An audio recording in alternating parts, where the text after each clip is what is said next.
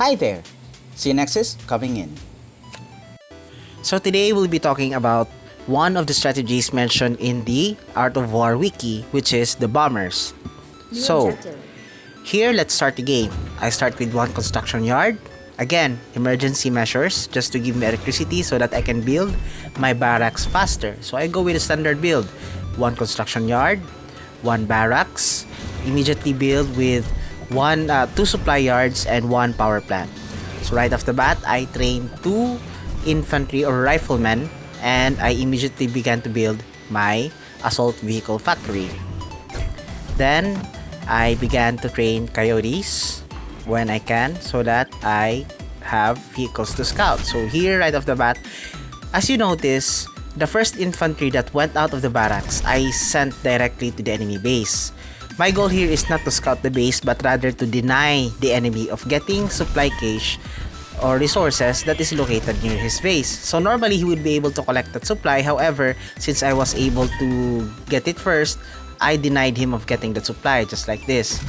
This is how I choke the enemy. So right now, I'm using my infantry to collect the supply cache, but I'm also using my coyote to deny the enemy scouts. So here,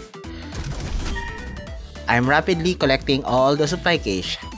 So as you can see, I've already gathered most of the map, and the enemy still has two infantry assaults just roaming around. Meanwhile, I already have a lot of people searching the map. So here, you can see he already has a level 1 base, 2 supply yards, and 1 construction yard. So again, here, I scout the base for any more shenanigans he might do, and leave 1 infantry there, which I can use to scout for later. And here, I use my coyote to chase the enemy infantry trying to scout my base.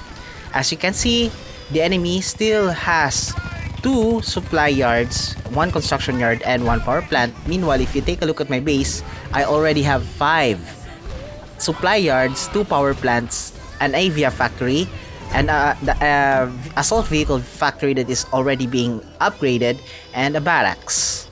And again, I built a sniper tower so that no more scouting for the enemy in my base. So, as you can see, just using that strategy I used, I choked the enemy from gathering resources. I used my infantry to collect supply resources, caches scattered around the map. I specifically took the ones near the enemy base first before I collected the supply caches near my base. So as you can see, I am way ahead of my enemy. If you were my enemy right now, you'd probably be panicking once you saw my base. So here, I'm using this dragonfly to scout the enemy. Again, as mentioned by the previous videos, I always give a high emphasis on scouting the enemy base. Because if you don't have information as to what the enemy is doing, then you don't know what you're doing. So right here, he only has 3 power plants, 3 supply yards. Other than that, he has nothing. And I don't know if you can see it, but the enemy still has a level 1 headquarters. Meanwhile, I'm already at level 3. So just from the early game itself, that's how I choke the enemy. So right now, I'm already transitioning to a fighter. I'm already aiming to get hawks at this game. So again, I use my dragonfly to scout furthermore whether the enemy is trying to build more shenanigans that might be used against me. Here, I see him building something, and then I scout again, just a couple of hammers and infantry. And here, he was still upgrading to HQ level 2. Meanwhile, I am already producing my first hawk, which I cancelled because here I just managed to rush HQ 4. So as you can see in the minimap right there, I got 2 infantry units guarding the entrance of his base and 1 coyote scouting, patrolling the whole map. That is how you control the map. Don't let the enemy get out. Make sure he has that sense of pressure. Make sure he's always tensed. Because whenever you do that in your games, the enemy will not know what to do. So right now, based on the information I last gave the enemy, he only knows that I have 1 avia factory, which is level 1. But then right now, I actually am upgrading to avia factory level 3. So here, I'm using my hawks Actually, as you can see, I don't have much units. I only have a couple of Jaguars, and most of my units are still upgrading. So right now, if you're my enemy, if the enemy actually attacks me, I'd probably be dead. However, since he does not know that I only have a limited amount of forces, he can't attack. He is not confident in attacking, which is why scouting and information is important. So the only way the enemy can scout me here is through his helicopter, which just passed by. So I used my hawks to deny the enemy of its ability to scout. So again, if you were my enemy who still has a level 2 HQ and seeing those two hawks, you'd probably be in panic right now. Again, that's how I treat my enemies. Psychological warfare. If you were my enemy right now, there's a very high chance that you would surrender. I mean, come on. You're still HQ2 and the enemy already has two hawks. And here I use one of my hawks to scout the enemy base. So just so I know what he is doing. So right now I see that he has 5 supply yards, a level 3 headquarters, and he's planning to upgrade his assault vehicle factory, and he also has a couple of cyclones. But he also has not enough forces to attack me yet. However, I'm already at the stage of getting my second Albatross, which is 15 minutes in. So as a matter of fact, that is pretty much fast. So let's fast forward.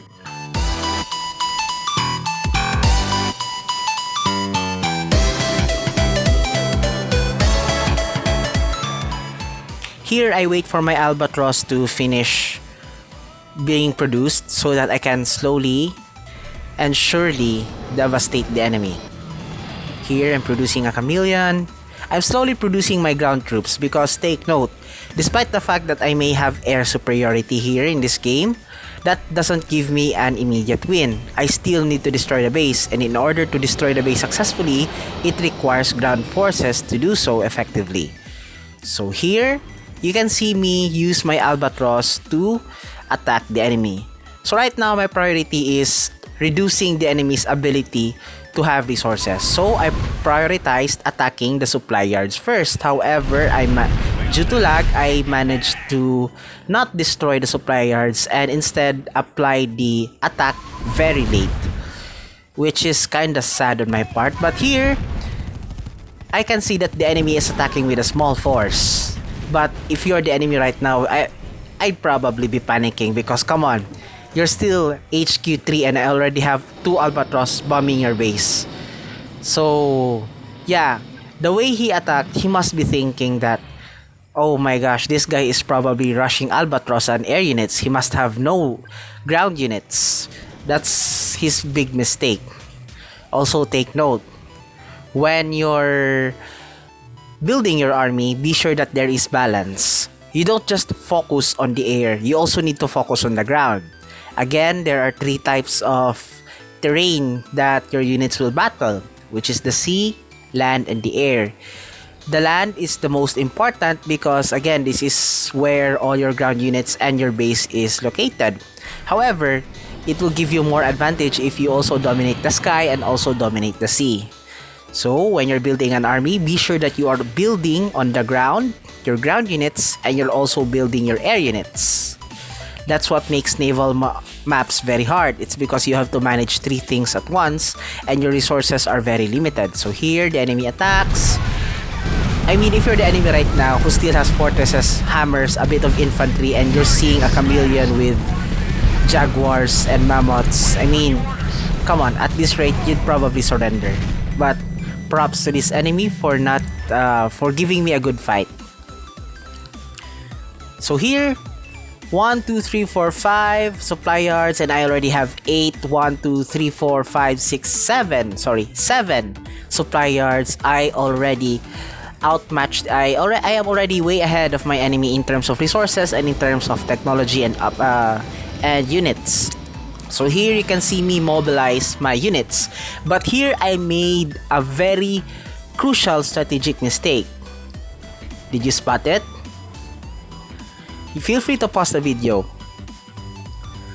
Alright, so if you haven't spotted my mistake, it's that I have no anti-air in this army. So here I am. My original plan here was simple. Attack the enemy, air, and headquarters first. So here you can see me crippling the enemy slowly. So here I attack the enemy headquarters. So that attack itself sets the enemy back by more than a few paces. I mean, the only thing he has right now is a couple of factories producing his desired units. However, in terms of command points, he is now limited. And he needs to rebuild his headquarters, which is going to cost him a lot.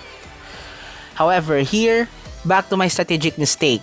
I did not put anti-air, and so this army is very vulnerable to, despite the fact that this may be enough to destroy the base, it still was not enough to attack. Why? It's because I did not have anti-air. So as you can see here, my jaguars are getting preyed on by vertex. So I activate my chameleon, buying my jaguars time to destroy the enemy army and preventing them from getting attacked from the air. So see, that's one of the uses of chameleons. It's because they prevent your armies from getting attacked from the air. However, here I made a crucial mistake of sacrificing my 2 hawks for nothing. I mean, come on. So, but hey, for me that's an additional free space for my albatross and also additional command points set free. So here, as you can see, I'm taking my time to attack the enemy airbase or airfield because my units are getting preyed on by air units, and I hated that. So here, unfortunately, one of the albatross gets shut down. Take note, guys, that the albatross is actually a pretty tanky unit because he can manage to tank a bit of damage coming on from the anti-air. However, the albatross weakness is this thing you so-called vertex, because vertex can kill them very easily, which is why, as mentioned in the wiki, you should ideally place porcupines to protect the albatross when they are returning to base, as they are very slow. However, again, I made a strategic mistake of not producing anti-airs. So here, I'm starting to produce a lot of porcupines just to counter that anti-air of the enemy. And there we go. Here, once again, I attack my 4 albatross. Here, I am once again aiming to cripple the enemy. Again, the first albatross with full health tanks the full damage, and I bomb once again the enemy headquarters, destroying it successfully. I mean, it may have cost me the life of 4 of my bombers. However, destroying the enemy headquarters was worth it. Here, you can see how effective the vertex are at taking down my bombers. 4 of them took down 3 of my bombers. I think this one actually manages to survive. Yes, this one actually manages to survive. So right now, I know that I have already managed to destroy the enemy headquarters, and now I am planning to destroy the enemy airfield next. However, I made a strategic mistake of responding late to these 2 cyclones here, which cost me 450 resources. 2 cyclones managing to destroy a bomber. Don't make that mistake, guys. Alright, so here I am attacking, but since again, the albatross that was supposed to destroy the airfield got destroyed beforehand, so it was actually kinda sad. So here, the enemy scrambles the jets, but it was actually a big mistake because he passed my ground units, which contains a lot of anti-air, managing to destroy one of the vertex. So here, I rapidly produce albatross. Again, a lot of bombers. And bombers are used like this, guys. Before you attack, don't just attack head on. Make sure you cripple the enemy first by destroying important facilities such as their headquarters and production things such as assault vehicle factories and such, so that they won't respond easily to your attacks. So here you can see me managing to destroy the enemy's airfield, and a couple of the vertex parked on it or landed on it. So now, the enemy no longer has superiority on the air, and my units can safely siege the enemy base. So here, you can see my jaguar, my jaguars to a safe distance to the enemy base. I take it slow. Since mammoths have very large range, I use that quite effectively to slowly destroy the enemy defenses. Here, the enemy Zeus slowly starts to come in. I put all units on hold so that they won't charge, and then I activate my chameleon, which forces the enemy to come close before they engage. However, if your enemy is a good player, instead of coming close, he would choose to force fire on the ground. Here, I'm gathering up my albatross again for another sweep. So here, I'm just casually making my units stand by while I slowly destroy the base and producing more albatross in the process. Here, the attack begins. I place them in 2x2s. So, here, my target is to destroy the enemy vehicle factory first. Unfortunately, I was a bit unsuccessful in doing that. However, I planned on doing additional run-throughs so that I may fully destroy that factory. Why do I want to destroy that factory? It's because that factory is producing a lot of Zeus. And Zeus are the only tanks capable of attacking my Jaguars, and I don't want that. It's a small sacrifice to pay. I mean, yeah, he may have managed to destroy my 2 Albatross. However, I managed to destroy the only building in his base which is capable of defending. So right now, once I destroyed all the Zeus and a bit of Cyclones annoying my army, he has no chance of defending this base. However, I wanted to be sure and I wanted to use my bombers properly. So once again, here, I rapidly produce new bombers and make bomb runs on the enemy base. So here, again, I'm just sieging the enemy base, taking it patiently, not rushing. That's what you should do. Alright, so as you can see, I am preparing and waiting for my Albatross to be fully refueled and their ability to bomb. And here. Right now, the 4 of them, I bombed the enemy headquarters. Again, that in itself reduces the enemy's ability to produce more units. So that itself cripples the enemy a lot. So here you can see me slowly move my units square by square. But as you may have noticed, I think the enemy does not know how to surrender. So he just destroyed his buildings one by one. And with all due respect, instead of doing nothing, I make sure that my enemy goes down in a respectful manner. So I charge my units into his base fully prepared, as if it was going to take on a very hard battle. So I mean, this is how I respect my opponents. They did give me a good fight. So here, the enemy is slowly destroying his base. Also guys, another tip, don't play when your phone is below 3%. So here, still using my full power and not underestimating the enemy. So that's it. And that's how you use the Albatross late game. And that's it for the bomber strategy of the wiki.